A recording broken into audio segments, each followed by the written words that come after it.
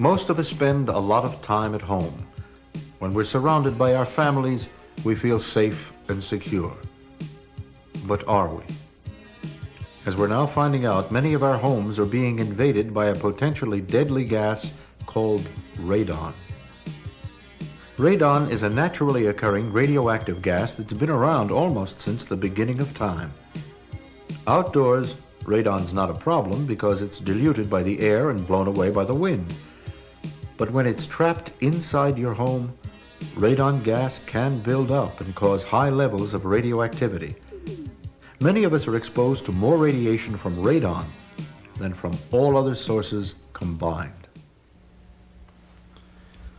Hello, I'm Bob Prosky.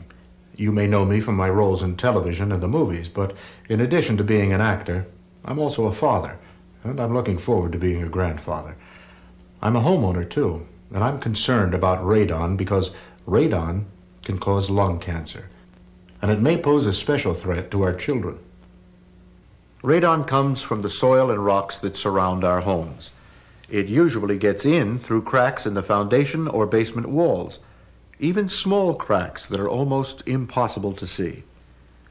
Because radon is odorless and colorless, the only way to be sure your house is safe is to test for it. If you've never tested before, you'll probably want to start with a short-term test. Test kits are sold at many supermarkets and hardware stores. They cost about $10 or $20, and they take only a few days to do. The main part of most test kits is a container, like this metal canister, with charcoal inside. Information sheets and directions tell you how to perform the test to get accurate results. Before you begin the test, close all the doors and windows in your house and turn off any fans that use outside air. Central heating and air conditioning systems can be left on. The charcoal canister should be put in your basement, or, if you don't have a basement, the lowest living level of your home. Record the date and time that you start the test and place the canister in the open, away from drafts and windows, and away from concrete or masonry walls. The charcoal inside the canister traps and absorbs radon in much the same way as baking soda absorbs odors in a refrigerator. During the test, keep your doors and windows closed as much as possible. When the testing period is over, the canister must be resealed, otherwise it will continue to absorb radon and show too high a reading. When the rest of the required information is filled out, the kit should be mailed to the testing lab as soon as possible. It's important to mail it quickly because the test becomes inaccurate if the canister sits around too long after it's been exposed. In the lab, each canister is placed in a special radon detector and carefully analyzed to determine how much radon it has absorbed. The test results will be mailed back to you, usually within a couple of weeks. In most cases, your radon level will be shown in units of picocuries per liter. That's what this abbreviation stands for. This reading of 7.2 picocuries per liter is above average. No amount of radon is completely safe, but the United States Environmental Protection Agency has determined that certain levels of exposure are acceptable. To help you understand the health risks, the EPA has published guidelines for radon exposure. According to the EPA, if the radon level in your home is below 4 picocuries per liter, the risks from exposure are low. At this level, you have less than a 5% chance of getting lung cancer from a lifetime exposure to radon. That's the same as saying that if a group of 20 people were exposed to 4 picocuries per liter of radon for 70 years, you'd expect less than 1 case of cancer. But with increased exposure come increased risks. At an exposure level of 20 picocuries per liter, up to 4 people in the group could get lung cancer. And at 200, between 10 and 15 people could get cancer. This risk is about equivalent to smoking 4 packs of cigarettes a day. so radon exposure can be very dangerous, particularly at higher levels. Because of this, the EPA has made recommendations about what you should do based on your test results.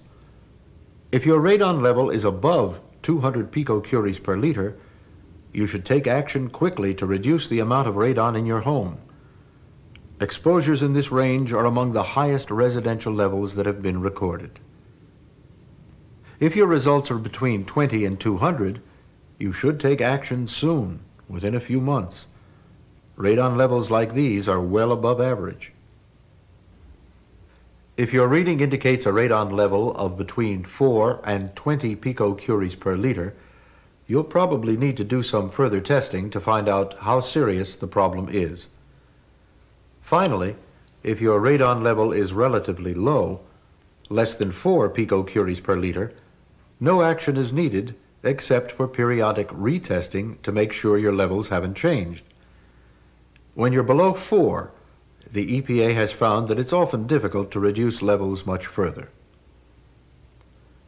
Whenever you have above average levels, higher than 4, you may want to do additional testing before deciding what action to take. That's because radon levels vary from season to season and from room to room in your house. The higher up you are in a house, for example, the lower the radon level tends to be. And when the weather's nice and you keep the windows open, fresh air mixes with the radon and reduces the level. But in the winter, when you use the fireplace, you may actually be increasing radon levels. A fire draws air from inside the room and sends it up the chimney. With doors and windows closed, the pressure inside the house will be slightly lower than the pressure outside, and radon can be drawn up from the ground and into the house. The health risks from radon are based on your average yearly exposure. Since radon levels vary, it's often a good idea to do additional testing to find out what your average level is. There are 2 easy ways to do this. You can do a short-term test in each of the 4 seasons and average the results, or you can use a long-term test device like this alpha tract detector. It's accurate, easy to use, and at a cost of about $15 to $50, fairly inexpensive. It's used in much the same way as a charcoal canister, except it's left in place for a longer period of time, typically anywhere from a month to a year. If your average long-term exposure is above 4 picocuries per liter, the EPA recommends you take action to bring your levels down. There are 2 approaches to reducing the amount of radon in your home. You can try to keep it from getting in, or you can try to get rid of it if it does get in.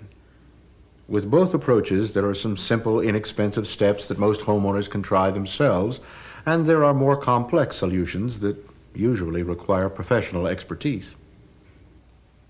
The simplest approach to keeping radon out of your house is to seal any openings in floors and walls that could allow radon to get in. If you're handy with tools, sealing the lowest level of your house may be an effective way of reducing your radon exposure. But according to professionals, if it's not done properly, it won't do much good. As a general rule, most homeowners try sealing themselves. We have no objections to it. It's just that most of them don't really understand what sealants are the best sealants to use, or they do not understand how to apply the sealants. And we actually end up having to cut the sealant back out again and put a proper sealant in there, clean the crack out properly. To properly seal the area where the floor and the wall meet, first remove any loose particles and debris. Then grind away a small area so the sealant will hold when it's applied. Goggles and a filter mask are a good way to protect yourself from dust and from any flying particles. When the crack has been cleaned out, carefully apply caulking or a similar material. Here, a non-toxic urethane-based caulk is being used. Work it into the opening with your finger and seal the entire area. Remember, radon is a gas. it can get through very small openings. You should also seal around pipes, like this one that goes through the floor. Carefully caulk the space between the pipe and the floor and make a nice, tight seal. This inactive sump is being covered and sealed with a plexiglass plate. One layer of caulking holds it in place. Another one seals it and keeps it from leaking. Other sealants besides caulking can also be effective. Here, an irregularly shaped hole in the wall is being filled in with urethane foam. Whatever methods you choose, wait a few days for the radon already in the room to dissipate, and then retest to see how effective your work has been. If your radon level has been reduced to less than 4 picocuries, the first part of your work is done. But new cracks can appear at any time, and old seals can pop open. So recheck your basement on at least a yearly basis, and periodically retest for radon. If sealing walls and floors doesn't solve the problem, you may want to try more complex ways of keeping radon out. Or, depending on the situation, you can try to remove some of the radon that's getting in. Let's first look at some simple ways of removing radon. The easiest thing to do is to ventilate the room by opening windows. Fresh air will get rid of some of the radon gas, and it will also help equalize the pressure between the inside and the outside of the house. Providing a source of outside air is also important if you have a gas or oil-fired furnace. A system like this requires air to support a flame.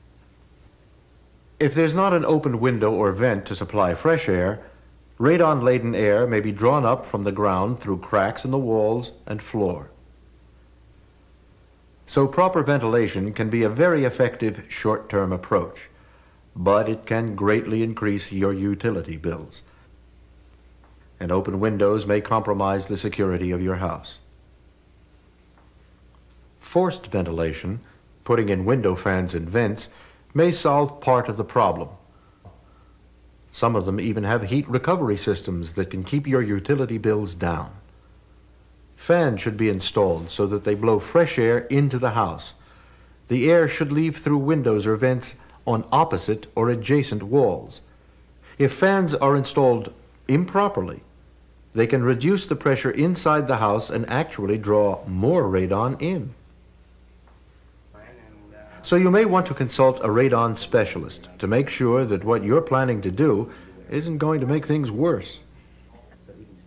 If you're considering one of the more complex ways of dealing with radon, a specialist can help evaluate the problem, recommend a cost-effective approach, and install any necessary equipment.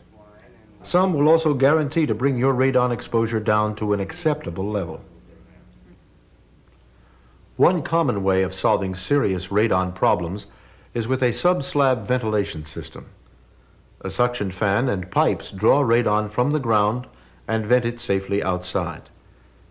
A system like this usually works best when there's a layer of crushed stone underneath the foundation of the house.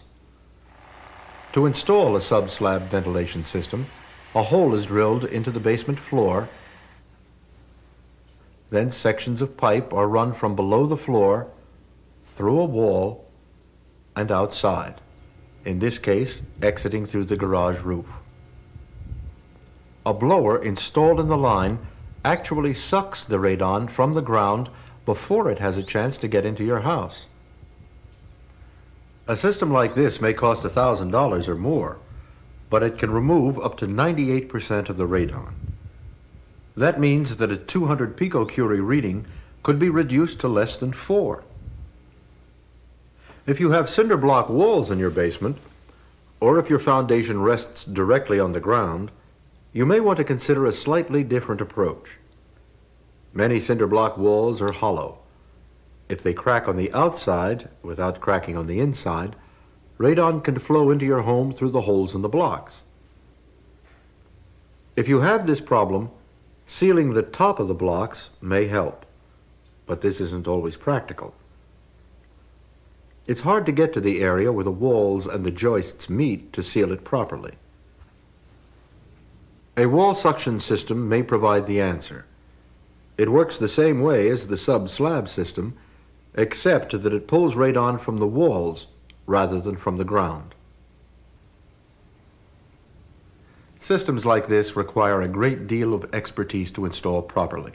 The Environmental Protection Agency provides radon reduction training for contractors and builders, and a number of states have begun certifying contractors for radon reduction work. Your state or local health services should have lists of certified contractors in your area. Also, your local Consumer Affairs Office or Better Business Bureau may be able to help. And most states have a radon hotline number that you can call for assistance. Whether you get professional help or decide to do the job yourself, what's important is that if you do have a radon problem, you take steps to reduce your exposure. For some strange reason, it's the people that call us are the people with the lower numbers rather than the higher numbers. People with higher numbers just seem to let it go for a while. They figure, I've been living here this long, why worry about it? And they don't realize that if they did fix it, that they could eliminate the potential health risk. Protecting ourselves and our families is of utmost importance. The EPA and the Surgeon General believe radon exposure is a significant health problem that affects millions of homes and may cause up to 20,000 lung cancer deaths every year. The only way to be sure is to test. You should do a test whether you live in a detached house, a townhouse, or on or below the second floor of an apartment building. Start with a short-term test in the basement or your lowest living level. If your initial reading is above 4 picocuries, do further testing to determine your average annual exposure. If your yearly average is between 4 and 20, try to reduce it by keeping radon out of the house, or by opening windows and vents to get rid of it. If your radon level is above 20, you may want to consider using forced ventilation or a suction system of some kind. If your levels are extremely high, you should probably consult with a certified radon contractor to determine the best course of action. And always retest to make sure you have the problem under control. Your home is one of your biggest financial investments. You and your family should feel safe and secure there. But until you test for radon, your peace of mind and your health are at risk. Radon's out there and it's dangerous. You can't see it and you can't smell it, but with proper action, you can control it. So like I used to say on Hill Street Blues, let's do it to radon before radon does it to us. Here are the phone numbers to call for more information about radon where you live.